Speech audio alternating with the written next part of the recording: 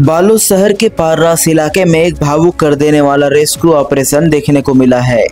पुराने railway station के मार्ग पर स्थित एक 20 फीट गहरे सूखे कुएं में एक बैल गिर गया था। वहां फंसे इस मासूम जानवर की कोई सूद लेने वाला नहीं था।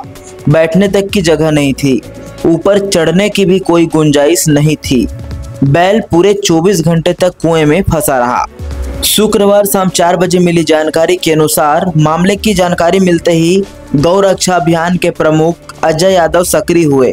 उन्होंने अपने साथियों के साथ तत्काल मौके पर पहुंचकर जनप्रतिनिधियों से संपर्क साधा।